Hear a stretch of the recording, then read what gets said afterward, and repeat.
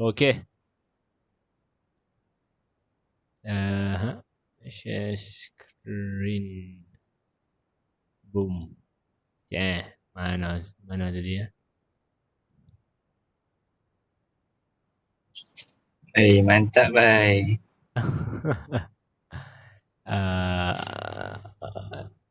Janganlah show off.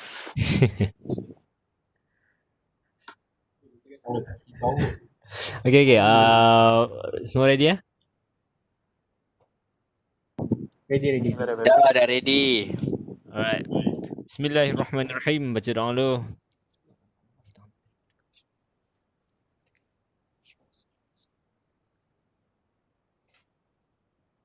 Alright. Okay. Saya akan present pasal endocrine problem dekat pediatrik. Alhamdulillah. Okay. Start dengan hypothyroidism congenital. Okay. Hypothyroidism dia not really common, tengok dia punya incidence rare lah ni, 1 in 2000 ke 4000. So tapi kita tahu roughly hypothyroidism dia akan ada puffy face, dia ada dull looking face macam blur itu. Betul, ada protruded tongue. Okay. Tu macam roughly lah, kalau kita tengok sekali patient tu kita boleh tahu lebih kurang. Okay. Dan intellectual dia macam slow sikit. Development of brain dia, milestone dia akan slow sikit. Okay, ni effect of ni function of thyroid hormone lah untuk growth. Okay, dia untuk growth, bone formation dan growth of kita punya organs. Untuk CNS maturation. Lepas tu kalau hypothyroid dia macam blur sikit kan. Dia macam lembab sikit. Okay. Lepas tu BMR, metabolism semua ni, protein synthesis semua ni, dan cardiovascular sebab dia affect the cardiac output, the cardiac contractility. Okay. So kalau hypothyroid dia jadi bradycardia, kalau hyperthyroid jadi tachycardia. Okay. Hypothyroidism mostly is thyroid dysgenesis primary. Primary maksudnya memang thyroid tu problem, bukan masalah hormon ke, bukan masalah pituitary ke ataupun hypothalamus. Memang thyroid tu sendiri problem. Dysgenesis maksudnya tak develop lah. Tu most common lah. Okay, dia tak ada goiter. Okay, sebab thyroid tu dia tak develop, so dia tak boleh nak uptake of iodine semua tu lah. Okay, boleh juga ectopic thyroid. Thyroid dia dekat sublingual ke, subhyoid. Nanti ada gambar. Ataupun absence of thyroid gland. Ataupun hypoplasia. Okay. Semua ni is dysgenesis. Maksudnya abnormal formation. Okay. Ataupun location lah semua ni. Okay. Ni development tak perlu tahu. Yang ni perlu lah. Okay, kita tahu dia punya thyroid dia waktu by 7th week dia akan descend dekat along the straight line. Okay. Thyroglossal duct. Okay. So kalau ada yang ectopic tu dia boleh ada kat sini lah. Sini atau sini atau sini. Okay. Alright. Misalnya tu. Other causes 50% tak common lah. Is inborn thyroid hormone synthesis problem ataupun HPA, bukan HPA, HPT, hypothalamo pituitary thyroid defect. Peripheral resistance is very rare, tak payah tahu. Transient neonatal hypothyroidism. Okay. Nanti kita tengok endemic cretinism. Okay. Ni inborn, yang first one, inborn error of thyroid hormone synthesis. Okay. Thyroid gland tu ada, tapi cuma thyroid hormone synthesis ada problem. Dia any problem lah, kita tahu dia first is iodide masuk, lepas tu dia ada thyroglobulin, lepas tu dia akan couple tu, dia akan masuk balik, dia ada proteolysis semua ni. So anything yang the process ni, proteolysis enzyme tak ada ke, ataupun thyroglobulin protein ni tak boleh nak form ke, so dia boleh dapat inborn error of thyroid hormone synthesis. Okay, anything lah dia boleh transport problem organification punya defect, globulin synthesis defect, transport defect, atau metabolism. Okay, ni just tahu roughly macam tu sudah. Okay. Okay, okay, ni kalau resistant to thyroid hormone. Ini sama, ni just still under inborn error. Okay. Okay, tak apa. Okay, ni transient neonatal hypothyroidism. Transient maksudnya dia kadang-kadang ada. Sekejap je, sekejap okay. Maksudnya dia mesti ada cause. Okay, cause dia maternal lah. Maternal blocking antibodies. Waktu maternal anti-thyroid hormone, dia boleh cross placenta and block the TSH receptor in neonatal thyroid. Okay, maksudnya waktu dalam kandungan tu mothers punya anti-thyroid punya hormone, punya antibodies boleh attack baby punya thyroid. Okay, same with kalau mother dia ada ambil medication yang macam attack the thyroid. Macam contoh kalau mother tu dia ada hyperthyroid kan, dia ambil radioaktif ke contoh lah. Ataupun apa ni yang apa nama?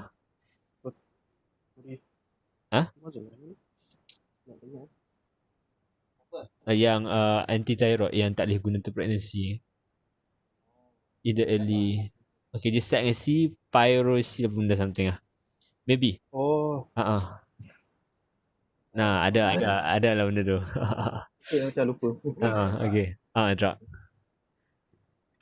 Okay atau apa dia? Oh, propyluricil. Propyluricil. Baru nak share. Okay. Propyluricil. Dia untuk early pregnancy kan. Kalau macam dah lepas tu boleh. Okay, tak apa. Okay, whatever. Okay, atau maternal iodine exposure. Iodinated contrast daripada kalau mother dia buat MRI ke apa-apa lah yang ada pakai iodine. MRI pakai iodine lah.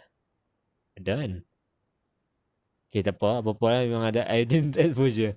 Tapi pelik bukan iodine pakai untuk buat thyroid hormone ke? Tak apa. Just ni tak penting sangat. Okay.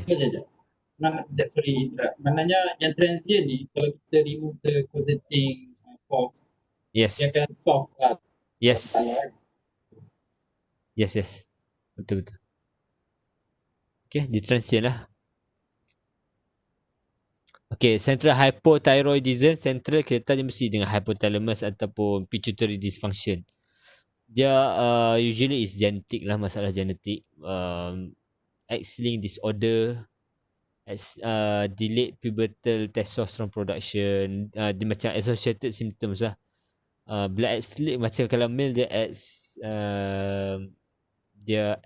dia punya X chromosome tu ada problem apa, yang ni boleh. Adult macroorchidism, maksudnya dia punya testis tu besar sebab apa? Sebab dia tak boleh nak produce enough testosterone. So body kita macam biasa dia akan cuba nak compensate kan dengan hypertrophy of the testis untuk nak cuba produce more, tapi tak boleh juga. Okay, ni X-linked disorder. Kalau kita nampak patient tu dia ada macroorchidism, lepas tu growth hormone deficiency, baby tu kecil, semua ni kita boleh suspect dia X-linked disorder. Okay. Tapi most infants are asymptomatic at birth. This is because some maternal thyroxine boleh cross placenta dan dia boleh macam tolong bagi function. So so that even in infants who cannot make any thyroid hormone, umbilical cord, serum T4 masih ada 25 to 50%. Okay. Symptomatic itu yang kita ada dia punya algorithm. Kita ambil blood daripada umbilical cord. Betul, kalau macam tak okay kita ambil daripada venous of the baby. Okay, tak apa. Kalau symptomatic, develop first few months of life, usually hypothyroidism dia lethargy, hoarse cry. Sebab kalau patient hypothyroid dia boleh ada hoarseness of voice kan. Sebab apa tak ingat. Tapi kalau baby dia cry dia macam bunyi horse. Feeding problem, dia selalu lena, constipated. Semua ni function of thyroid lah. Okay. Dia ada puffy face, hypothermia, dia tak boleh tolerate cold, to dry skin. Okay. Mana? Okay. If an infant has central hypothyroidism, deficiency of other pituitary hormone, hypoglycemia sebab ACTH problem, micropenis sebab testosterone, undescended testis, ataupun sebab dia ada diabetes insipidus. So semua ni just cuma nak cakap macam kita nak macam suspect patient tu ada central hypothyroidism bila patient tu dia ada symptoms of hypothyroid along with semua ni. Okay, so dia macam suggestive of central. Okay, maksudnya ada hypothalamus atau pituitary problem. Okay, investigation apa nak buat? Kita tengok nak confirm diagnosis of hypothyroidism. Memang of course lah T4 dia thyroid hormone kita tengok ada T4 dia akan low. Lepas tu TSH dia akan tinggi. Okay, ni kalau primary hypothyroidism. Okay, maksudnya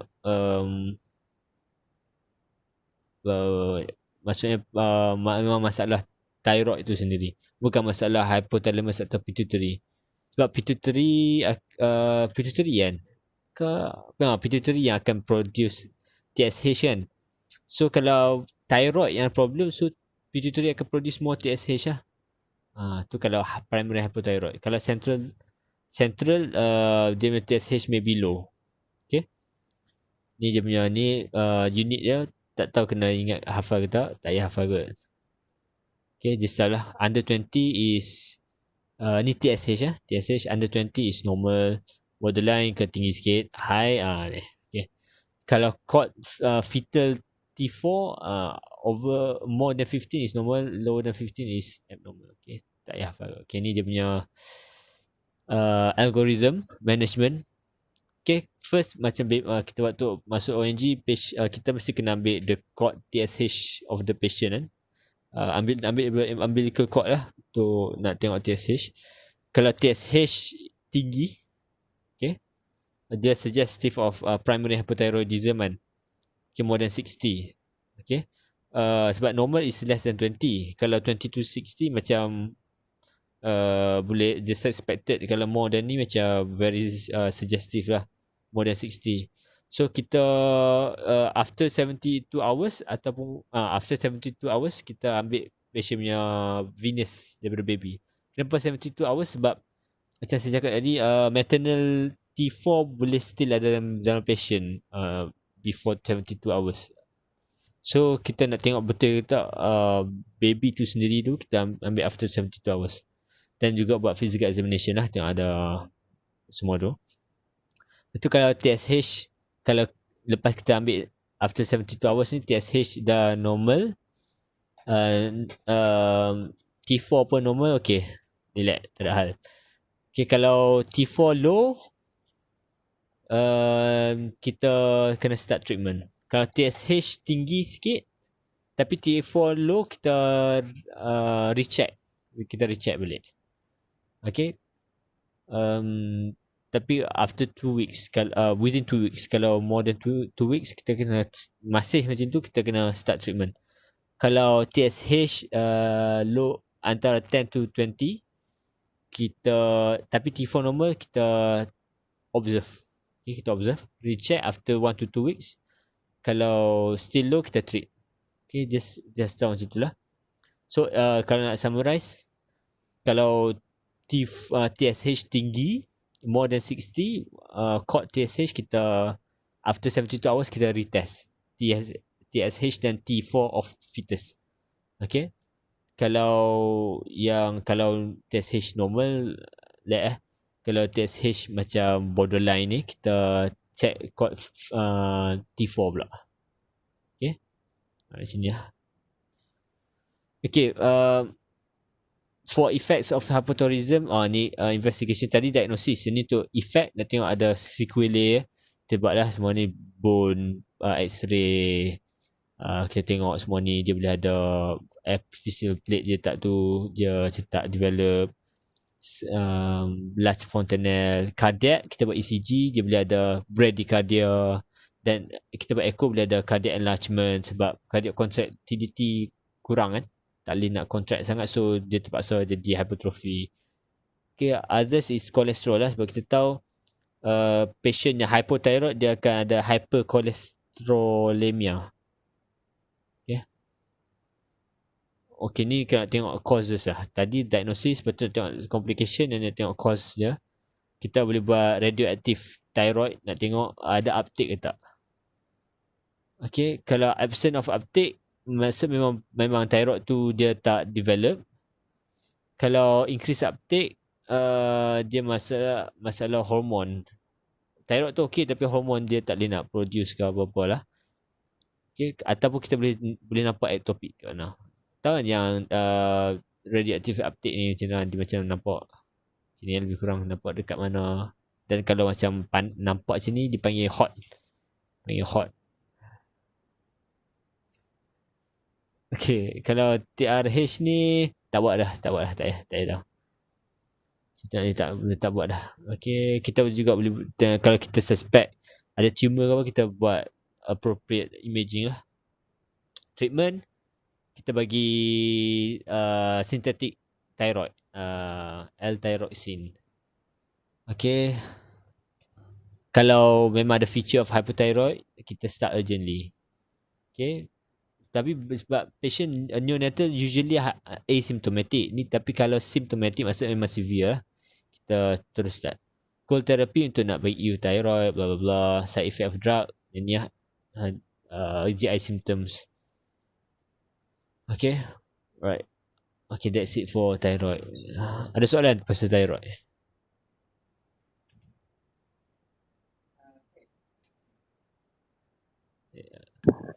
Syed, ni aku nak tanya yang pasal thyroid ni kita detect hypothyroid ni first ialah from the apa, umbilical cord lah. Kita ambil cord tu, kita buat FT4.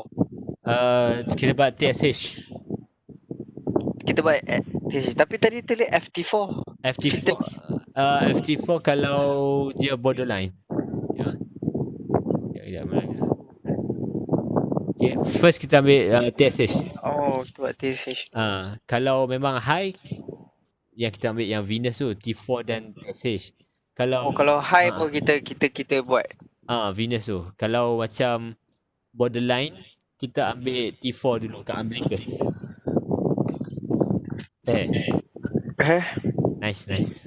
Kalau FT4 tinggi, macam mana? Dia kena tinggi ke rendah yang okey? T4 tinggi. T4 tinggi. Maksud normal lah, normal. More than 50. T4 tinggi normal. Kalau T4 rendah tak normal. Tak normal. Kita kena buat retest yang after 72 hours. Oh, okay, faham. So, tu je. Okay. Thank you. Ada soalan lagi?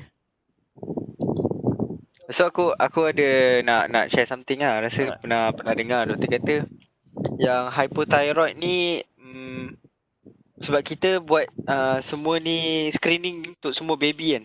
So hypothyroid ni banyak yang apa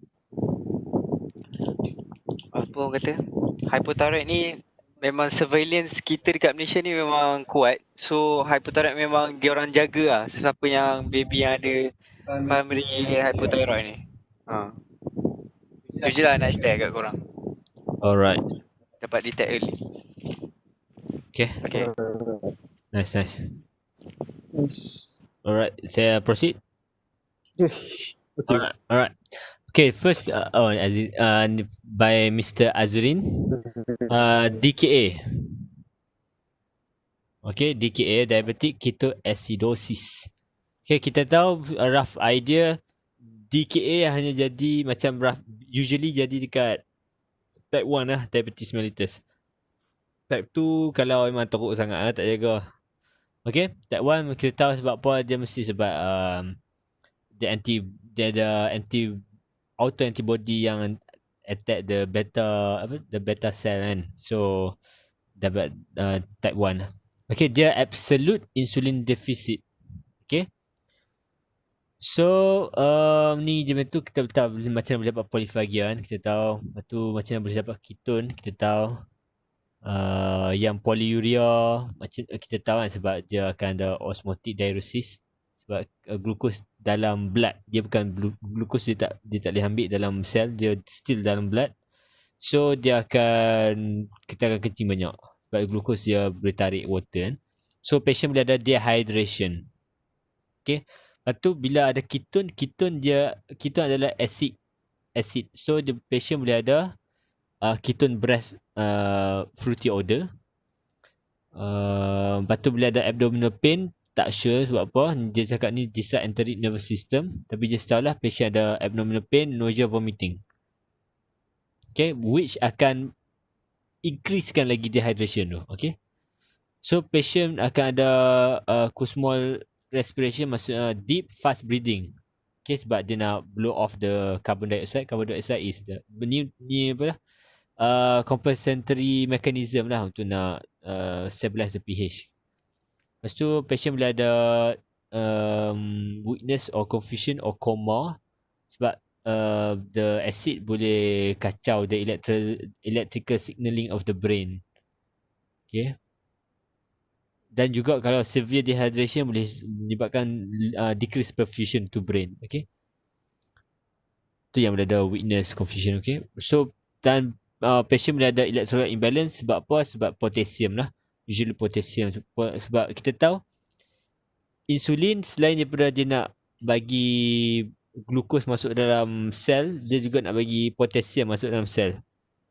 So kalau tak cukup, kalau insulin tak boleh function, so potassium dia still dalam blood lah, dia tak masuk dalam badan. So tu boleh ada electrolyte imbalance. So okay, ni semua kita tahu. Ni semua kita tahu. Okay, DKA can be considered to present when patient ada severe hyperglycemia, which is severe, tak hyperglycemia lah, more than 11 millimole per liter, dan dia ada metabolic acidosis. Kita ada physical, kita ada lab, dan kita ada dia punya tu, macam dia punya kriteria wang. Kita tengok pH dia macam ke arah acidic, dan atau serum bicarb dia less. Kita tahu serum bicarb is dia untuk nak buffer kan. So kita tengok tu. Lepas tu ketosis. Okay, kita tengok ada ketone dalam blood ataupun ketonuria. Okay, kita ada ketone dalam urine, tapi saya rasa macam for quick diagnosis kita pakai ketonuria kot kan, daripada ni nampak. Okay, causes of DKA undiagnosed type 1 ataupun patient dia tak inject insulin. Sebab ada intercurrent illness. Sebab kenapa bila ada intercurrent illness boleh menyebabkan DKA? Sebab kita tahu bila kita demam, kita punya growth hormone akan increase. Okay, sebab it's a growth hormone dia nak cuba fight, dan cortisol pun akan increase. Kita tahu growth hormone dan cortisol akan menyebabkan glukos dalam blood tinggi. Tu yang akan menyebabkan ni DKA. Okay. Okay, ni sign dia: vomiting, nausea, abdominal pain, penting lah. Coma, fruity odor, breathing, Kussmaul breathing, blah blah blah, sign of dehydration, tachypnea. Okay, blah blah blah. Okay, kita tahu osmotic diuresis, so kita akan kencing banyak. So patient boleh ada sodium loss sebab kencing banyak sangat. Lepas tu increase lactate, kita renal potassium loss, renal phosphate loss. Sebab apa renal phosphate ni? Sebab kita punya phosphate memang akan excreted by urine kan. So kalau acid ni kena tengok balik yang balance of the yang dekat tubules semua tu kan. Saya tak ingat sangat.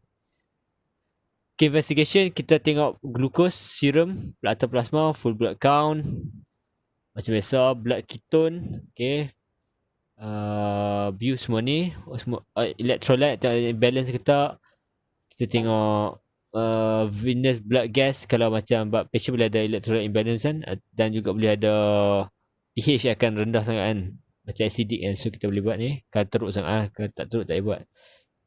HbA1c, blood ketone, urine ketone, ECG kalau kita tak potassium, sebab potassium boleh loss. Bila potassium loss kita boleh tengok kat ECG lah.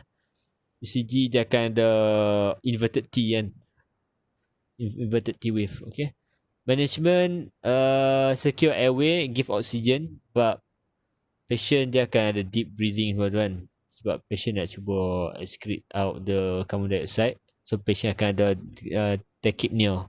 Kita bagilah airway, oxygen. Monitor vital sign, kita masukkan intravenous catheter or arterial catheter untuk nak blood sampling. Okay, senang. Okay, kita tengok buat ECG, nak monitor T wave. Lepas tu antibiotik kalau patient memang ada demam ke apa. Lepas tu okay. Alright, okay, ni kita boleh nak diagnose DKA. Kita ada history, kita ada clinical sign dan juga ada biochemical features. Okay, saya tak sure lah berapa banyak, how many 2 out of 3, 2 out of 5 ke apa, tak pasti sebab saya tengok dia tak cakap pula. Ni just based on kita punya judgement kot. Kalau history ada ni lah, polyuria, polydipsia, weight loss, abdominal pain, tiredness, vomiting, confusion. Okay, kalau clinical sign, dehydration, small breathing, ketone smell, vomiting, lethargy. Lepas tu kalau biochemical, kalau kita buat urine dipstick, dia ada ketone kan. Lepas tu atau kalau kita ambil blood, ada ketone, hyperglycemia. So saya rasa lah dalam praktis kan, kita mungkin nak history, kita tengok ada poly ni, abdominal pain. Saya tengok HO cakap MO cakap ada abdominal pain, ada confusion, lepas tu ada sign of dehydration dan ketone smell. Lepas tu kita terus buat urine ketone dan juga kita buat blood glucose. Yang lain lambat sikit kan. So lepas kita buat tu, kita boleh tahu okay, patient ni ada DKA. Lepas tu management kita tengok lah, kalau ada shock, macam biasa kita resuscitate lah, bagi oksigen dan resuscitate. Tengok balik nanti kita punya fluid therapy. Tapi dia cakap jangan correct the fluid cepat sangat, sebab nanti boleh dapat cerebral edema. Okay, dehydration kalau okay, not in shock, kita still bagi fluid sebab memang patient akan ada dehydration. Lepas tu kita monitor ECG, nak tengok potassium, sebab kalau potassium low, kita bagi add 20 millimole potassium for each 500 ml of fluid, dan continuous kita bagi IV insulin. Okay, memang kita kena bagi insulin lah. Mula-mula kalau macam shock, kita resuscitate, lepas dah okay, kita bagi insulin dengan potassium, fluid insulin, potassium. Okay, potassium tu kalau perlu lah, insulin memang perlu, ya fluid memang perlu. Okay, kalau yang minimal dehydration semua ni okay, tolerating oral, kita bagi insulin subcutaneous. Yang kalau yang moderate ni kita bagi IV kan, yang ni kita bagi subcutaneous ataupun IV, depend. Itu fluid oral ataupun IV lah. Okay, alright, ni je. Macam nak tahu dia DKA ni ke moderate ke severe, kita tahu pH less than 7.3, bicap less than 15, moderate 7.2, 10, severe 7.1, 5. Okay, tengok ni. Alright. Okay, complication kalau kita adjust blood sugar, tadi blood sugar, bukan volume, bukan fluid. Kalau kita bagi insulin banyak sangat, kalau kita bagi insulin banyak, kita correct the blood sugar lagi sangat, dia boleh ada cerebral edema. Okay, so complication hypoglycemia lah sebab kadang-kadang kalau terlalu cepat hypo K boleh jadi sebab insulin dia akan bagi potassium masuk dalam sel kan, so boleh jadi hypo K. Cerebral edema bla bla bla. Tak apa. Okay, ni nak diagnose cerebral edema lah. Dia mesti dia ada dia ada major major criteria, 2 major ataupun 1 major, 2 minor. Kita tengok ni lah. Okay. Abnormal respond to pain, decorticate or decerebrate, kita tahu ni dia macam position of the hand semua tu macam tahu. Lepas tu ada palsy. Major is altered mental, heart rate decelerate lah. Lepas tu incontinence. Kalau minor, sign of ICP lah. Okay. Alright.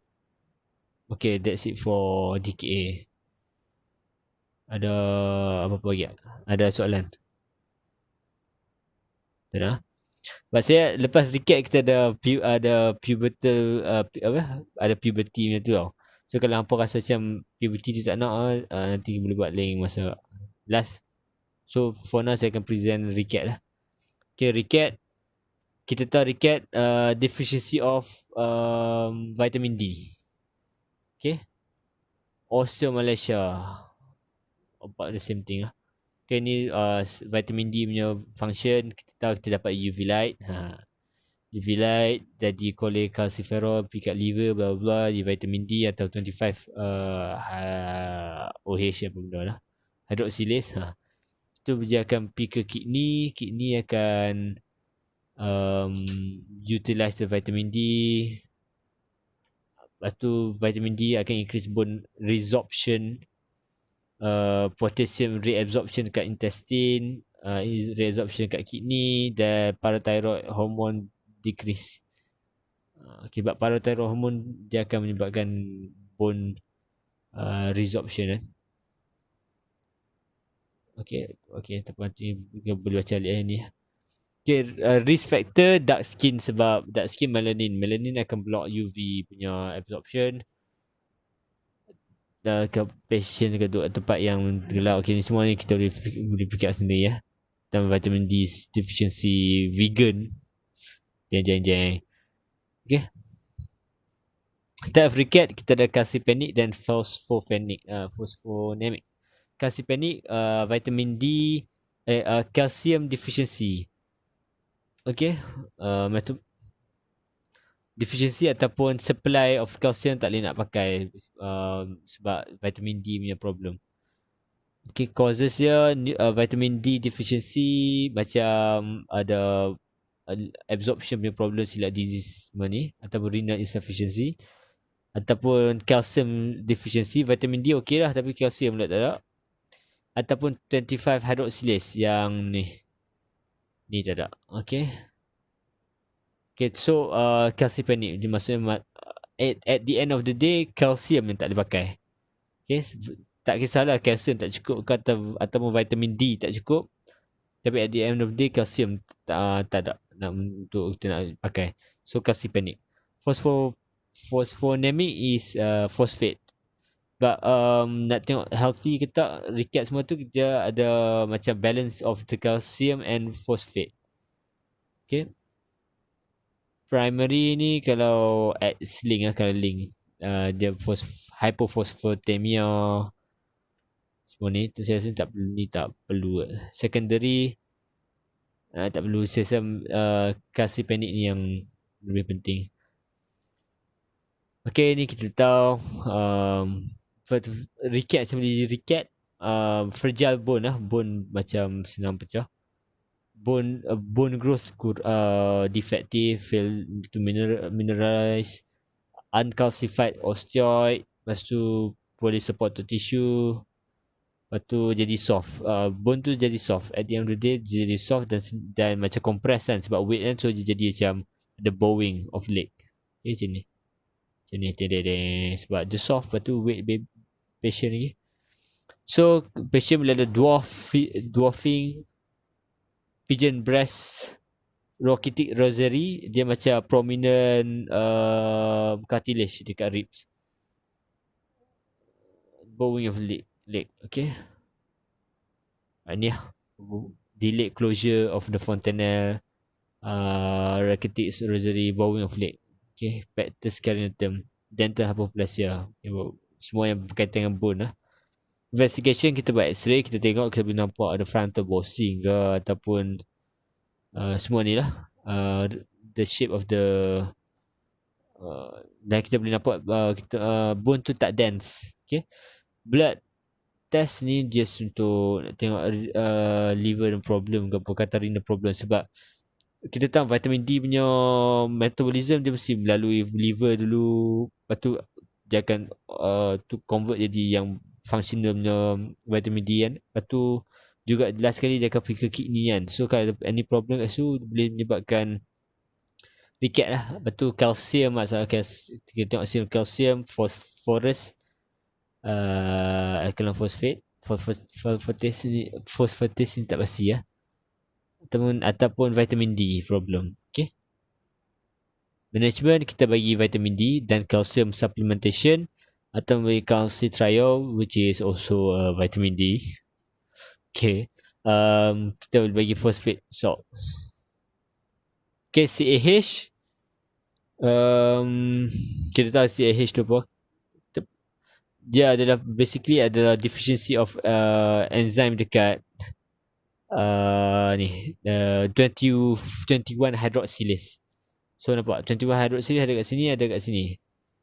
Dekat ni untuk aldosterone, untuk cortisol. So dia tak boleh proses sini, tak boleh proses sini, dia akan terus pergi ke dia akan produce more androgen lah. Okay, dan tak cukup aldosterone dan tak cukup cortisol, dan kita fikir sendiri apa masalah kalau tak cukup aldosterone. So ada salt wasting, sebab aldosterone is salt lah kan.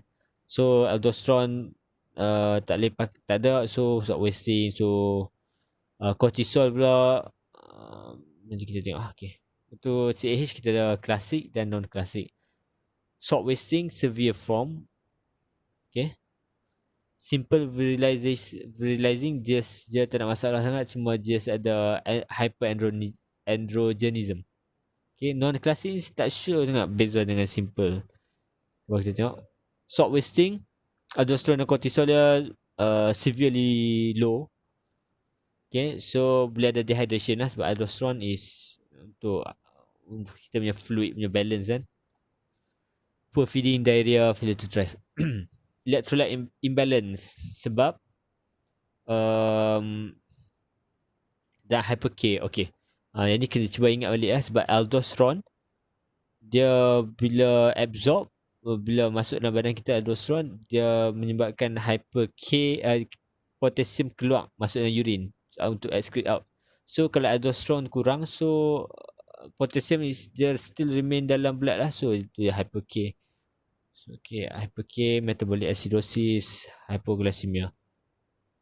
Hypoglycemia sebabnya cortisol reduce. Okay, blah blah. So selain tu patient boleh ada selain daripada fluid punya problem, shock, hypotension, boleh ada ni lah, enlarged genitalia or ambiguous. Kalau non salt wasting ataupun simple, dia hanya androgen je lebih. Okay,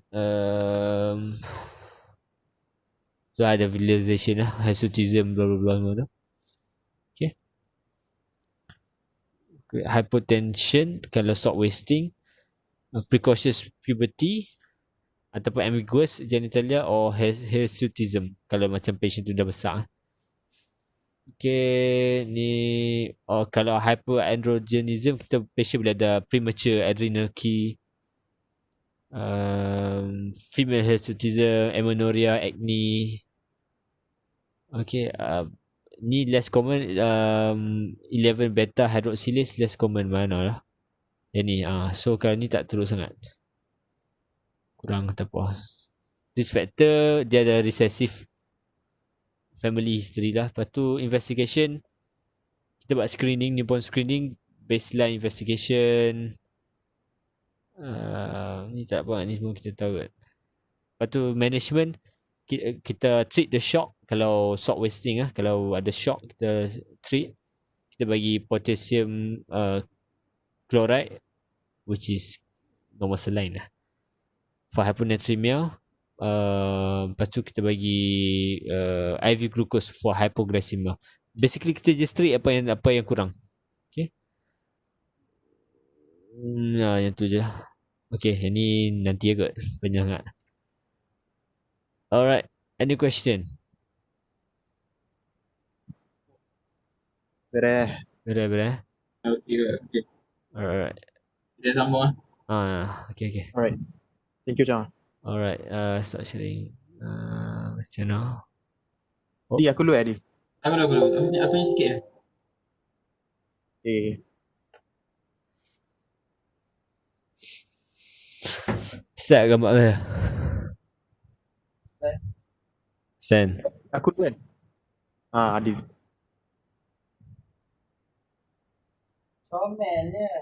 Dah go, sorry. Dah habis lah. Lagi 5 minit. Keluar dulu kan Jana? Out. Keluar lah.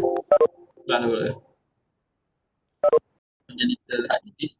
So the purpose ataupun the aim of this presentation is for us to revise and just understand the physiology of heart disease, macam mana dia jadi and what are the symptoms. So saya tak nak go detail lah sebab 85 slide nanti lambat lah. Alright. So congenital heart disease basically just Adik, suara macam kurang jelas sikit. dari segi apa tu? Macam kurang jelas. Connection jauh. Macam jauh sikit. Macam jauh. Mic depan pun. Iya ke? Still tak okey lah. Okay. Tak okey lah, serius. Ni okay. Okay, ni okay. Okay. Tadi kurang jelas. Tadi macam jauh. Okay. Alright. Okay, continue. Okay, so congenital heart disease lah. Kita orang faham kan. Basically heart disease yang dia dapat daripada dia baby. Meaning ada something happen and then structure abnormality happen to the heart. So that is congenital heart disease. So they can involve, dia boleh involve the wall of the heart, dia boleh involve the valve, dia boleh involve artery dengan vein yang carry blood to or out of the heart. Okay. So usually dia sebab faulty embryogenesis. Maknanya usually dia happen because something dalam masa embryo masa development tu, masa the fetus lagi tu ada something happen yang buat dia jadi congenital heart disease. So dia ada banyak sebab chromosomal, single gene defect, teratogens, maternal metabolic disease. So ni etiologi dia. Etiologi ni saya tak nak go through. But ini dah go through tadi tu lah. Chromosomal disorder, and the single gene defect, maternal disorder, So these are the etiologi dia. Macam mana dia punya disease dia. Lepas tu apa yang kemungkinan congenital heart disease yang dia kemungkinan tu. Okay, macam in general, baby with congenital heart disease, apa dia punya sign? So dia punya sign poor weight gaining and faltering growth, tachypnea and tachycardia, heart murmur, cardiomegaly, hepatomegaly, full periphery cyanosis. Okay. Symptom pula usually breathlessness, sweating, poor feeding, tiredness, dizziness. Right. Now, present with antenatal cardiac ultrasound diagnosis, detection of heart murmur. Tapi heart murmur ni in 30% of cases dia innocent, sebenarnya tak ada apa-apa. Present with heart failure, present with shock and recurrent respiratory tract infection. Okay, congenital disease. Okay, ini the main point. How do we classify them? Usually kita classify them by two, cyanotic ataupun acyanotic. So kalau right to left shunt, maknanya daripada right part to the left part. Meaning dia skip the most important part, which is the lung. So right, lung, left kan. So, macam tu blood travel in the heart. Tapi dia skip the right to the left. So sebab tu jadi cyanotic. Sebab darah tu tak boleh nak dapat balik oksigen daripada lung. Pada skip that part. Tapi kalau left to right shunt, meaning daripada dia datang sebenarnya dia datang pada right lah kan. Dia pergi ke lung, lepas tu dia pergi left. Tapi supposedly lepas left tu kena supply the whole body tapi dia patah balik pergi right. So what happen is the oxygenated blood daripada left tu dah mix with the right. So dia jadi macam kurang effective lah. So tapi sebab tu the cyanotic. And then another cause is obstructive stenotic lesion. Okay. So we're gonna start with cyanotic congenital heart disease. So basically dia occur when kita tulis ada explain. Okay, cyanosis dia 5 gram per 100 milliliter of reduced HB is present in the systemic blood. Itu dia punya definition of cyanosis. So dia ada dia punya apa pneumonia dia 5T. Tapi dah tahu apa semua dah tahu ni. The position of the gut TGA, tricuspid atresia, truncus arteriosus, total anomalous pulmonary venous return, tetragiophilic. Tapi dalam presentation ni kita touch tetragiophilic tu last kali sebab dia macam complicated sikit. Tapi kita akan touch the first four ni. So first kali tricuspid atresia. Tricuspid atresia ni makna dia okay, kita nak bagi faham je kan. So saya tak tahu detail kan. Tapi basically tricuspid atresia ni atresia kan, absent kan. So maknanya tricuspid tu nampak kan? Nampak kan? Nampak. Okay. So nampak ni. So ni apa dia? Superior vena cava, inferior vena cava kan. So dia pergi dekat right atrium. So supposedly in normal heart dia kena pergi dekat right atrium, right ventricle. Tapi in tricuspid atresia tak ada tricuspid valve. Maknanya dia block. Dia block kat sini. So dia tak boleh nak pergi ke right ventricle and then nak pergi ke lung. Jadi apa yang jadi kat sini, so heart tu usually dia akan ada septal defect lah. Sama ada dia ada ventricular septal defect, dia ada atrial septal defect ataupun pattern ductal atresia. Pattern ductal atresia tu yang artery connected to pulmonary artery. Aorta connected to pulmonary artery. So dengan adanya defect ni, maknanya blood tu bolehlah masuk balik pergi ke lung. Betul tak? Yes. Ya. Blood boleh lah balik pergi ke lung. Kalau tidak, dia tak boleh lah kan. Tapi sebab dia punya clinical manifestation dia severe cyanosis, single S2 heart sound. Maknanya akan hilang first heart sound. Sebab first heart sound is the closure of the tricuspid dengan mitral valve kan. So dia ada S2. Kalau ada ventricular septal defect, may present murmur, ni tak apalah, ini boleh baca diastolic murmur terus mitral valve continue. I just nak you guys faham apa itu tricuspid atresia. Okay. Ini repair of tricuspid atresia ni I think not our level. You guys boleh go to sendiri sebab Yes. Alright, next. Truncus arteriosus. So truncus arteriosus ni very rare. Ni 2% of all CHD, ni 1% je. So during embryogenesis, aorta dengan pulmonary artery start as a single blood vessel. So aorta dengan pulmonary artery they start as single blood vessel. Dalam truncus arteriosus ni, the single blood vessel fail to separate completely, leaving a large connection between aorta dengan pulmonary artery. So maknanya aorta bergabung dengan pulmonary artery. So kat situ dia berlaku sharing of the blood tu lah kan. Dia oxygenated blood dengan so the clinical manifestation varying degrees of cyanosis depending on the amount of the pulmonary blood flow. Tachypnea and cough, banding cough, systolic murmur, single S2 juga, may develop sign of heart failure if not diagnosed early due to decrease in pulmonary vascular resistance. Okay. So yang ini basically truncus arteriosus, aorta dengan pulmonary artery tak separate, dia mesti macam tu. Okay, so kalau dalam ECG boleh nampak combined ventricular hypertrophy dengan cardiomyopathy. Then chest X-ray, increase pulmonary blood, may show displaced pulmonary arteries, echo, define. I think this is too high level. Tapi yang chest X-ray tu lah kot, chest X-ray, increase pulmonary blood, may show displaced pulmonary arteries. saya tak sure mana nak nampak chest strain. Okay. Tapi simptom dia, ni yang important. Simptom dia shortness of breath, dyspnea, fluid segregation, of course sinuses, poor feeding, weak cry, and failure to gain weight. So sebenarnya dia nampak macam simptom congenital heart disease lah, tapi itulah. I mean kalau dah congenital heart disease kita akan cuba ni lah kan, kita cuba which one lah. And then total anomalous pulmonary venous return. So nak simple faham benda apa ni, basically pulmonary vein sepatutnya dia masuk dekat left atrium. Pulmonary artery keluar pergi ke lung. So daripada lung dia transfer balik masuk dalam pulmonary vein, masuk dalam left atrium. Tapi due to distraction of the normal pulmonary venous drainage during third week of gestation, all the pulmonary vein fail to connect to the left atrium. Instead dia pergi connect balik to the right side of the heart. Maknanya dia contoh kat sini nampak dia punya pulmonary vein dia pergi masuk balik dalam superior vena cava.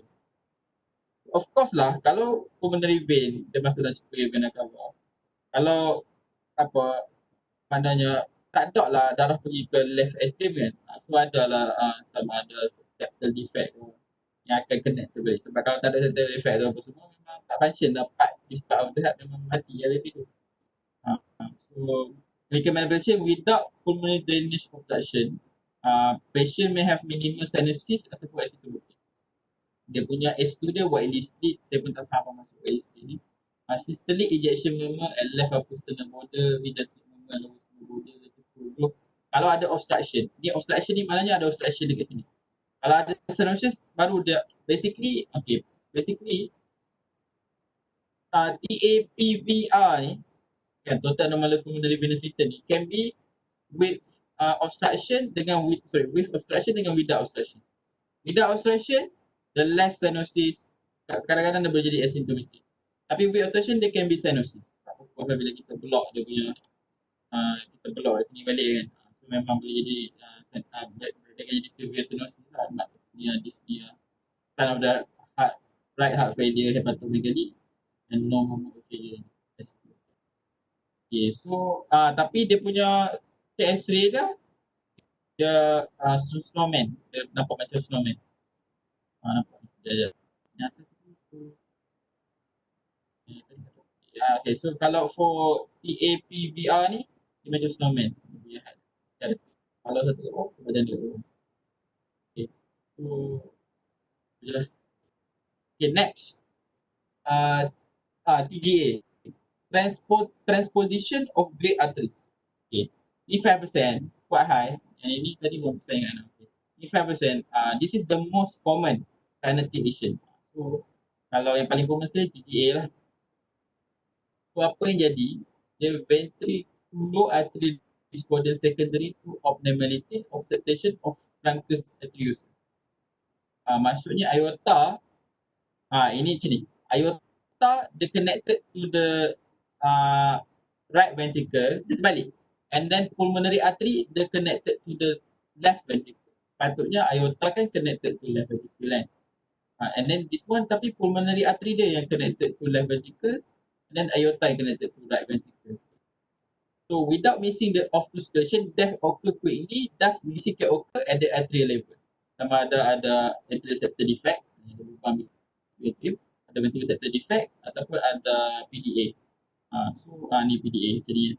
So itu yang akan buatkan mixing of blood. Sebab of course lah bila deoxygenated blood datang daripada superior vena cava masuk dalam right ventricle, terus pergi aorta. So mana datang oksigen kan? Tak ada kan? Tapi sebab dia patah balik di sini, so dia mix balik, dia jumpa balik lung. So itulah penting kena ada septal defect kat sini. So, boleh dia masuk balik. Sebab nak masuk balik ke lung, dia kena pergi left ventricle, sebab left ventricle yang connected to pulmonary artery. Okay. So clinical manifestation dia, cyanosis of course, quiet tachypnea and single S2. So I think quite common yang single S2 ni. Satu tadi je yang white display S2 kan. So single S2 ni usually dah suggest cyanotic. In ventricular septal instead, there may be no movement, children transposition and large ventricular have improve cardiovascular cyanosis. Okay. Heart is hyperdynamic with probable left and right ventricular impulse. block estimable. So kita apalah ini ni tapi yang paling penting dalam check X-ray dia nampak macam telur yang digantung. Apa nama sign dah? Okay, check X-ray. Increase pulmonary vascularity, cardiac shadow is classically egg on a string. Egg on a string. Created by narrow superior mediastinum. Yang nampak paling jelas macam ni lah. Nak boleh imagine kan macam egg. Nampak ada string. Kita dapat dia nampak kat tu besar. Macam ada tali. So nampak ni. Treatment dia ada prostaglandin apa semua ni kan saya explain balik. Kenapa prostaglandin ni penting. Ductus petus ini. Maknanya ni kalau dia ada PDA lah kan. Dia punya ductus arteriosus dia contract. Maknanya still boleh guna tak jadi ligament. Prostaglandin ni penting untuk maintain relaxation of ductus arteriosus. Nanti relax. Okay, so sekarang ni dah cover 4, satu lagi tutorial failure tu last sekali. Ini asynotic CHD. So the left to the right shunt resulting in increased pulmonary blood flow. Sebab maknanya bila the left dia masuk balik ke right shunt, so right shunt banyak sangat blood flow masuk balik ke pulmonary. So dia boleh jadi PDA, pattern ductal arteriosus, septal defect, maknanya ada lubang dekat septal. Ventricular septal defect, ada lubang dekat septal between ventricle. Okay, dia boleh juga jadi obstructive lesion. Aortic stenosis, meaning problem to open aortic punya valve, and then pulmonary stenosis. Satu lagi, coarctation of the aorta. Right. So, aortic stenosis, quite high, 5% or congenital heart disease. Dia boleh happen dekat valvula, subvalvula dengan supravalvula. Okay. Tapi sebab apa? Sebab failure of development of the three leaflet.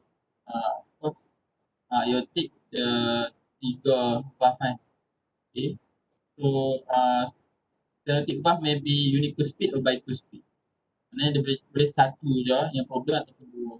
Difficult to come. Like clinical manifestation, mild moderate stenosis, dia no symptom. Tapi in severe, easy fatigue, exertional chest pain, syncope. Infirm with typical aortic stenosis may present with heart failure symptom. Okay, systolic murmur and right circulatory pain and lower sternum related to the neck. Okay, I think this guy, yang ini memang you guys kena balik and hantam sendiri lah. Kalau saya baca tak ingat. So ECG, in ECG dia mass stenosis, usually no ECG dia. Tapi kalau moderate and severe, dia ada left ventricular hypertrophy. In X-ray, dilation of the ascending aorta, aortic block, intrinsic atrophy. Echo, bukan dia begitu. Alright. So for treatment, they frequently progress with age and growth. So treatment dia perlu valvuloplasty, management, dan lebih itu. So pulmonary stenosis ni sama je, tapi kali ni dia dekat pulmonary punya valve. So failure of the maternal leaflet again in early gestation, insufficient resorption of tissue. Ini sebab adalah insufficient canalization of the arteries. Sama juga can be valvular, subvalvular, supravalvular, stational. Ini sama. I think these two saya tak payah explain sangat. Basically pulmonary dengan aortic punya valve problem in opening. Betul ke? Sekejap. Stenosis is problem in opening. Regurgitation problem in closing kan? Make sure saya betul? Yes, betul. Okay. So sama je nanti boleh baca sikit. Ni pula, ni lagi penting. 10% of all congenital heart disease.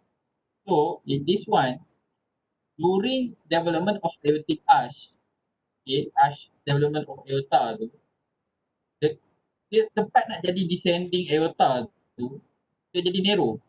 Sebab apa? Sebab insertion of ductal arteriosus fail to develop, resulting in narrowing of the aortic lumen.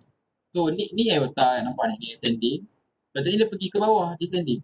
So sebelum dia nak pergi ke bawah tu, in between ascending aorta dengan pulmonary artery ada ductus arteriosus ataupun apa nama dia, Balotelli ductus. Nanti tak kisahlah, ductus arteriosus. Maknanya dia vessel yang connect between aorta dengan pulmonary artery tu kan. Tapi dekat insertion dia dekat aorta tu, during development, dia fail to develop, which cause the aorta punya descending tu jadi narrow. Okay, so bila dia jadi narrow, dia akan obstruct blood flow to the lower part of the body and increase blood pressure above the position. Usually there are no symptom at birth but can develop as early as first week of life. Symptom arises when aortic apollo and the ductus closes. Itu cohesion of the aorta. Aorta punya descending tu jadi kecil sebab ductus closes. Okay, so dia punya clinical manifestation dia co-feeding, respiratory distress, shock, femoral pulses, later femoral delay, no murmur, but as is often present. Okay, all the children usually asymptomatic. So may have history of leg discomfort with exercise. Sebab leg tu kan paling peripheral kan.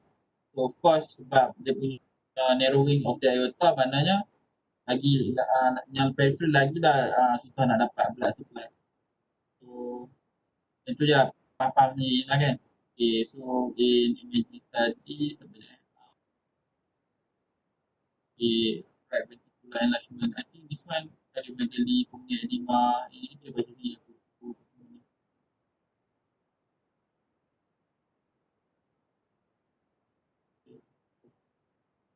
Alright, so this is normal aorta, the coaction of the aorta. Itu insertion ductal arteriosus, itu dia jadi narrow. Okay, alright. Next, atrial septal defect. Okay, atrial septal defect ni usually kita boleh bagi kepada dua lah. Foramen secundum defect dengan foramen primer. Sinus venosus defect ni dia tak. So secundum is the most common. So kalau atrial septal defect, yang paling common sekali memang foramen secundum punya defect. Primer ni only 15 to 20%. So apa beza secundum dengan primer ni? Basically side of the defect tu lah, kat mana lubang tu. Ni jantung berlubang lah ni, maknanya kalau kita dengar patient jantung berlubang ni semua lah. Tapi tak semestinya lah, tapi ni atrium kan, boleh juga ventricular. Okay, so the defect in the center of the atrial septum involving foramen ovale. Secundum dia involve foramen ovale. Kalau primer ni dia bawah sikit. So dia bawah sikit. The defect lower part of the atrial septum adjoining AV1. Okay, so this one the result from arrested growth of the secundum septum or associated erosion of the primary septum. Dalam pada saya explain sikit. Develop the septum primer dalam fuse with the endocardial cushion. Okay, dalam common endocardial infection. Okay. So okay. Jadi ni tak adalah confusion sangat. So okay. So anggap ni right atrium. Okay. Ni left atrium kan. So septum ni anggap macam batang lah. Macam shaft lah. And then foramen lah kan. So septum primum dia akan descend. Dia akan arise from the roof of the atrium. Lepas tu dia akan grow downward, descend. Dia nak bercantum dengan septum intermedium. Okay. Dia turun sampai ke bawah, nak jumpa septum intermedium ni, dia akan form foramen primum. Okay. Foramen primum. Okay. And then, ini normally, this is what should happen. And then, bila dia dah bergabung lah dengan foramen primum, sini tak ada gambar dia dah bergabung.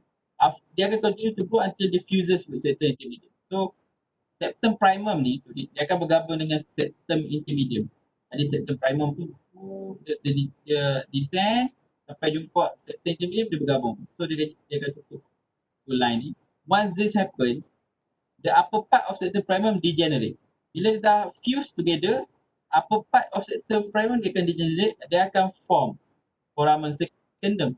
So tadi first sekali foramen primum kan, dia pergi bawah bercantum, lepas tu atas degenerate, dia akan form foramen secundum. Okay. So dia jadilah foramen kat sini. So once it happen, the upper part, okay, dia dah cakap. Okay. and then another septum. So another septum daripada sini dia akan form. Dan ini septum secundum. Tadi septum primum kan? Septum primum, septum secundum. Septum secundum ni dia akan roll downward tapi dia duduk sebelah foramen secundum ni. Dan gap between foramen septum secundum ni dengan septum primum, this gap kita panggil foramen ovale. Faham kan? Jadi kalau atrium septal defect involving jadi kat sini, so kita panggil this one secundum punya secundum ASD. Kalau dia jadi dekat di sini, kita panggil dia primum atrium septal defect. Itulah lebih kurang. Faham kot? It's less than 6 mm. It's less than 6 mm in diameter. It will close spontaneously. They rarely close spontaneously after the age of 3 years old. Repair SD may result in pulmonary vascular disease in 5 to 10% of patients. Repair SD also have risk of paradoxical embolism. So, jadi sebab takut increase in pulmonary pressure. Intervention formally asymptomatic, recurrent chest infection with heart failure, arrhythmia. In physical examination and ejection systolic movement vessel at the upper left stage. This is to the pulmonary flow, probably valve, the left to right shunt. Tapi ni, of course, bila ada ejection systolic movement ni, kita tak boleh nak cakap ini ni ventricular defect lah.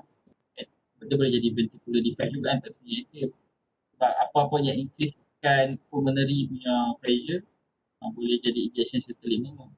Then a fixed and widely split second heart sound, often difficult to hear, and apical pancirculate movement. Okay.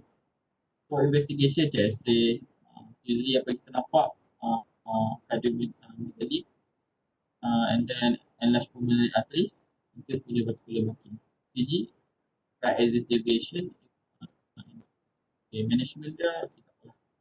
Modify no treatment, large defect, elective closure at 4 to 5 years. Sebab itulah bawah daripada 6 mm kita kan dia spontaneous closure. Jadi kalau bawah pada 6 and then tapi kalau dah 3 tahun ke atas tu memang confirm dah tutup. Secundum ASD, this is by cardiac catheterization, this is ada procedure. Kalau partial, surgical correction. Treatment is usually undertaken in about 3 years to 5 years of age in order to prevent right heart failure and arrhythmia in later life. Itu sebab tu dia buat itu. So differential diagnosis dia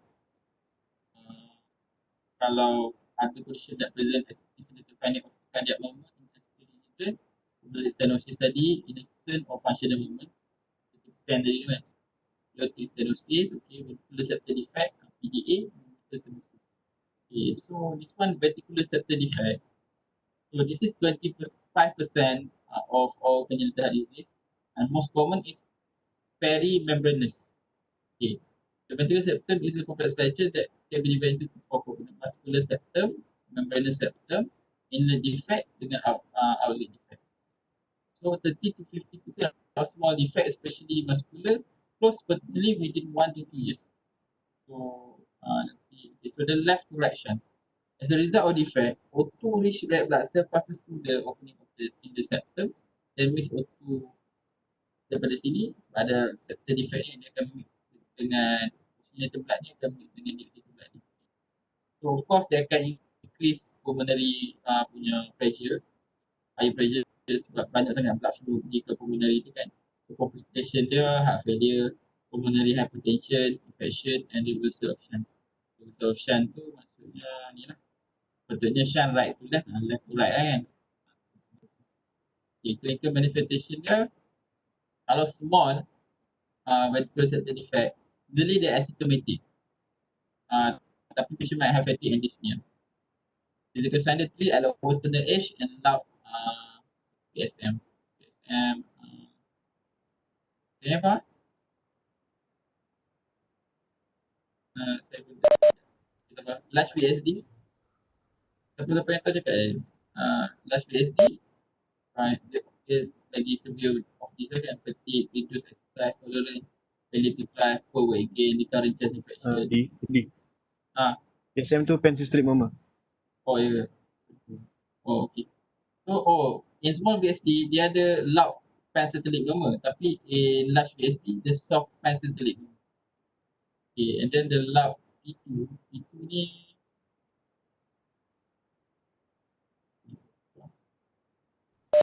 Kat S2 tu. pasti ya. Ni bukan slide saya. Tapi apa? Tachypnea, tachycardia, hepatomegaly, and then apical MDM. Ni murmur kot ni. Mid diastolic murmur. Okay, faham. Right. So dalam CSA, small VSD dia normal. Tapi large VSD dia cardiomegaly, including vascular dengan pulmonary edema. Of course lah, in large VSD, dia akan cause more pressure to the pulmonary dan normal VSD mungkin dia tak affect. CG normal, in large VSD, ventricular hypertrophy, arterial hypertrophy. Then complication for small VSD, rare ataupun usually infection lah kan.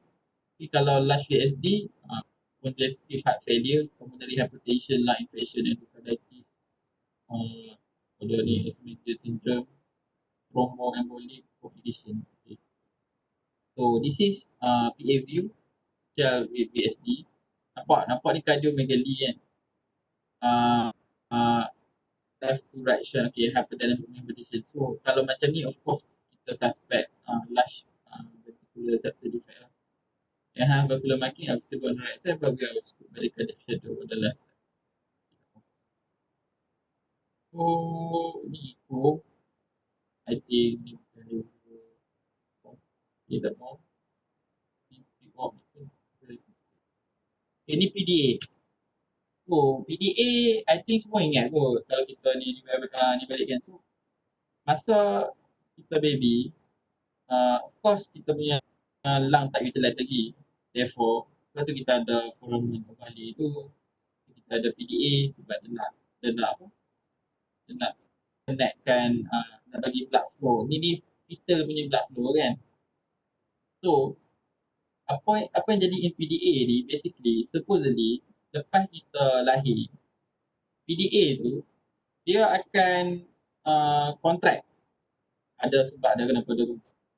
Tapi dia akan contract sebab masa kita baby, PDA tu dia always relax. Bila dia relax, dia akan still terbuka, blood flow boleh occur.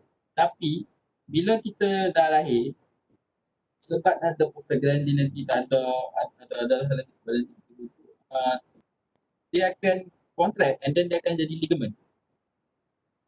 Dia akan jadi ligament. Maknanya normal blood flow jadi bila normal blood flow baguslah sebab tak berlaku mixing of blood. Sebab kat dalam ni aorta dia nak transfer oxygenated blood, dia tak masuk balik ke dalam pulmonary punya arteri yang transfer oxygenated blood ke dalam kan. Kalau nanti dia increasekan blood flow ke dalam kan. So ni normal cardiovascular development. Apa kita nak go through ni saya tu saya faham sangat apa jadi di sini. Tapi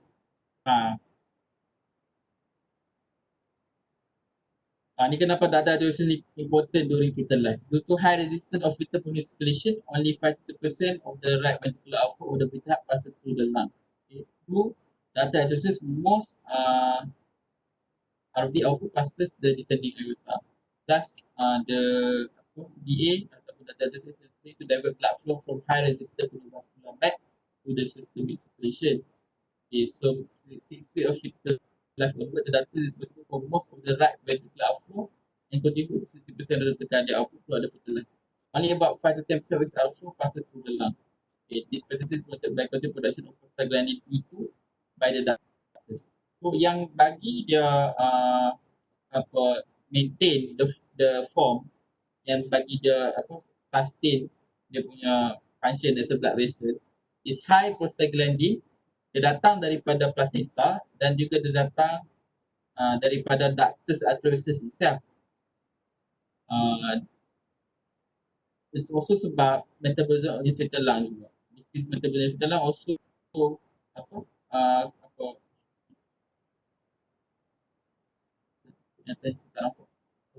dia akan cause high in prostaglandin ni jugalah kan. Okay, so interaction with data prostaglandin receptor, prostaglandin ni dia akan relax the data cytosis. Ada lagi satu faktor dia, low PO2, dia pun akan relax data cytosis. Therefore, during fetal life supposedly data cytosis ni will never close. Dia akan maintain fantasy or dark in fetal life.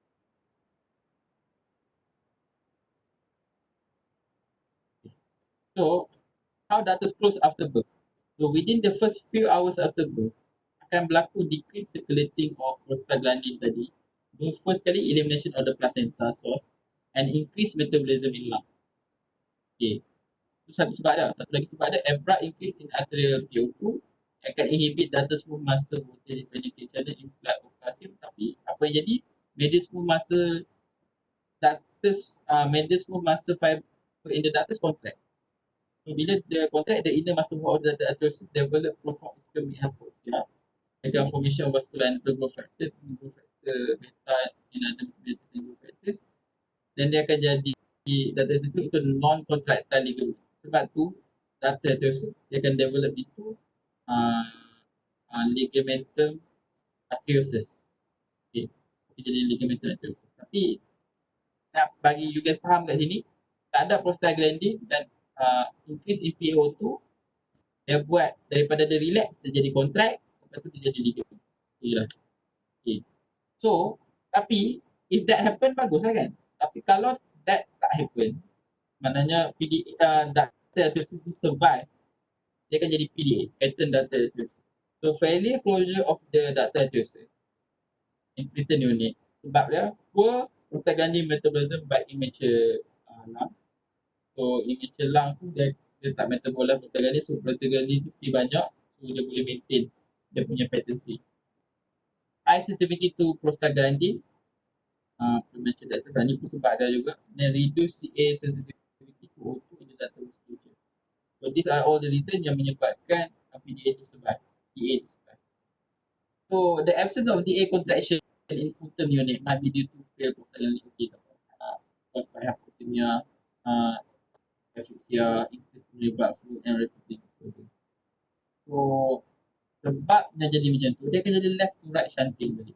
Meaning, oxygenated blood akan mix balik dengan deoxygenated blood. So, present gradient aorta is 110/60, coronary artery pula 30/10. So, of course sebab aorta lagi high pressure, memang darah tu akan flow back to coronary artery kan. So, dia akan jadi shunting.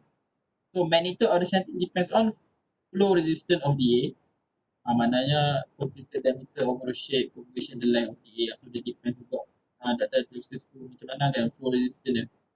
And the pressure gradient between aorta and pulmonary artery. Basically, endopleutic component differentiation of pulmonary and systemic. So, effect of shunting, oxygenated blood passes from the aorta and the pulmonary artery, pulmonary over-circulation, left heart volume overload, okay, increase left artery and left ventricular and diastolic pressure. The left ventricle compensate by increasing stroke volume and then dia akan jadi hypertrophy. So, kalau long standing apa jadi in long term, progressive morphological changes to pulmonary vasculature, alveolar medial hypertrophy, intimal proliferation and fibrosis, augmentation of the pulmonary artery and capillaries, progressive increase in pulmonary vascular resistance, and pulmonary vascular resistance is systemic vascular resistance, shunting reverse and become right to left. Oh, ni ada di Eisenmenger syndrome. So, dia boleh reverse and jadi right to left. Kalau jadi right to left, meaning dia akan jadi cyanotic ya. Pathophysiology, okay. Okay, tak apa. Kita ni kita sikit. Okay. Alright, so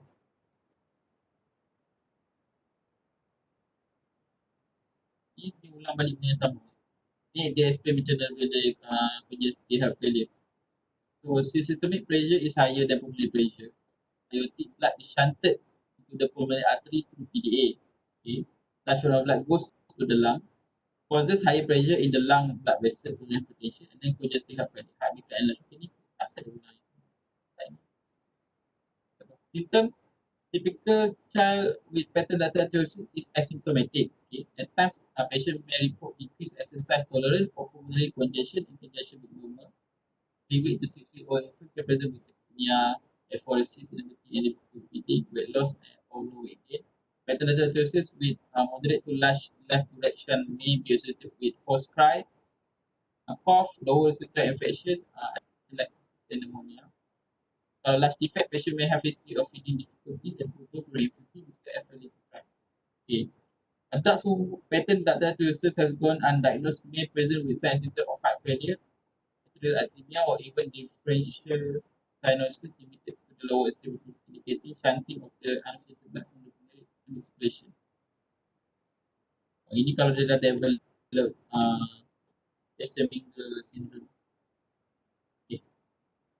So, these signs symptoms the clinical approach, history, cardiac malformation, family history of congenital heart disease, maternal-induced diabetes, congenital rubella infection, teratogenic medication, maternal drug abuse, any maternal alcohol intake, perinatal problem, prematurity, econium aspiration, and prenatal pressure. Okay, so in physical examination, dysmorphism, also 21 stenosis, differential stenosis, lower limb, left than upper limb. Yang fasa saat mama lepas tu jadi. Okay, so investigation ECG and HSA usually normal kalau semua PDA. Tapi kalau moderate to large shunt, then that increase pulmonary vascularity. The most important diagnostic tool here is echo dengan Doppler. Okay. Ini test radiography PDA. Tapi saya tak tahu macam mana nak nampak PDA tu kan. Undergrad.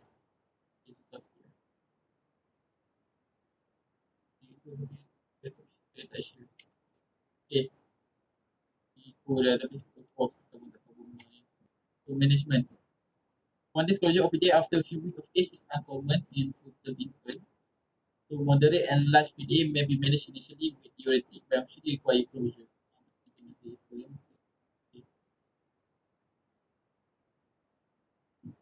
Most PDA can be closed in the catheterization laboratory by a coil embolization or PDA closure device. Coil. Medication. Bacterial endocarditis, led congestive heart failure, pulmonary hypertension, pulmonary edema, aortic rupture, Weissenbinger syndrome, left heart hypertrophy and failure, and hypertension. First kali POF ni yang scientific balik. Kita dah habis dah yang scientific. Okay, so this is the most common scientific congenital heart defect 10%. So, tapi PGA tadi pun 10% juga.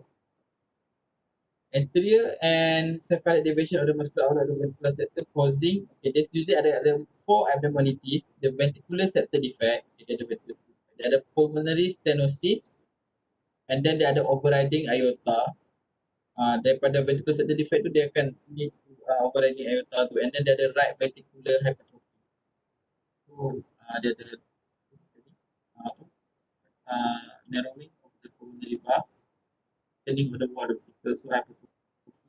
Placement of aorta over ventricular septal defect is one overriding of aorta. Ventricular septal defect opening between the left and the right ventricle. So this is the 4 abnormalities that result in insufficient oxygen pumped to the body. 5 abnormalities. It is known about the exact etiology, but the usually because of genetic and environmental factor. Usually patient with trisomy issue, deletion of chromosome, mutation, family history of congenital disease. So macam-macam mak dia ada diabetes, injection of retinoic acid, maternal phenylketonuria, solvent, antibiotic kalau dia ada ambil. Okay, degree of TOF depends on degree of stenosis of pulmonary tract. Kalau ada significant pulmonary obstruction, blood in right ventricle has higher resistance to overcome to enter pulmonary circulation. So sebab ini cross-section so the blood shunted from the right ventricle to aorta to ventricular circulation without being oxygenated. So dia akan jadi cyanotic. Most are diagnosed antenatally following anticipation of movement in the first 2 months of life. Cyanosis may not be obvious. Symptom dia reduced food, difficulty with feeding, failure to thrive, positional dyspnea. Then dia ada hypercyanotic test spell, bluish pale skin during crying or feeding, irritable and cries as in pain, then become sinus gradually, then lost consciousness. Squatting on exercise. Nanti kita akan discuss kenapa dia squat. Pulmonary stensis murmur, crescendo, then the decrescendo. Battle in intensity and harsh. Third, mostly in upper left sternal border. Finger S2 and right vertebral impulse at left sternal border. Okay. Okay, so dia ni hypertonic spell. Episode of severe cyanosis hypertonia. Increase in right ventricular infundibulum contractility, they can lead to increase in right ventricular outflow, right obstruction. They can decrease in pulmonary blood flow, and then increase in right to left shunting across the septal defect, and then akan jadi hypercyanotic. So exercise and squatting. Exercise ni macam kalau ada banyak bergerak kan. So bila dia banyak bergerak, dia akan cause large oxygen debt build up. Sebab dia punya heart tu memang dah tak efficient nak circulate oxygen to blood. So muscle of vascular bed dilated circulation of shunting oxygen to blood into left ventricle. Increase in exertion of oxygen locally. Basically apa yang nak cakap kat sini, dengan dia exercise tu lagi 5 minit ke? Yup, lagi less than 5 minutes. Okay, Nabil. Okay, so basically apa yang cakap kat sini, kalau exercise dia akan lagi severkan shunting tu sampai dia jadi cyanotic. Sebab tu dia hypercyanotic kan. Tapi apa yang jadi, dia pun nak compensate. Budak tu dia akan squat. Squat ni bukannya squat macam dalam gym tu letak besi tu kan, dia macam bertinggung je lah. Sebab squat dia counteract the effect of exercise in 2 ways. During squatting, a kick initiated in the femoral artery causing an increase in vertebral resistance. Thus, system resistance is maintained higher in left ventricle. So the shunt will be reversed temporarily. Tapi apa yang saya nak faham kat sini, kalau budak tu kan dia jadi cyanotic, dan bila dia cyanotic dia bertinggung, itu maksudnya dia most likely dia TOF. Sebab dia, kalau macam dalam history. So ni tak ada apa, just the test ialah ni management dia, treatment for hypoxic spell ni, kita bagi oksigen, dan morphine sulfate, dan complete surgical repair, kita kena close VSD tu and remove fighting of pulmonary stenosis. Complication, kalau kita tak repair TOF, boleh jadi cerebral thromboembolism, cerebral abscess. That will repair TOF during influencing can present with the following complication later in life: blood heart failure, atrial arrhythmia, sudden death, endocarditis, and the whole life. Okay. Alright. Ni dah nak habis apa kan?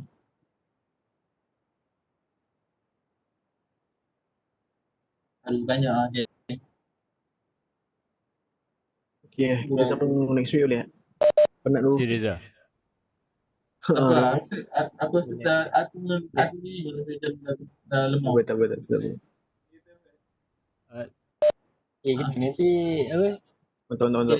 Yang apa? Yang slide-slide yang dah present tu boleh lah terus share kat dalam ni. Serius lah. Aku rasa tak ada siapa share langsung tau. Daripada Kena buat dalam Google Drive. Google Drive buat folder cantik-cantik lah. Itu kan dah ada Google Drive. Kita dah ada Google Drive daripada account email ni. Boleh lah kita upload dalam Google Drive.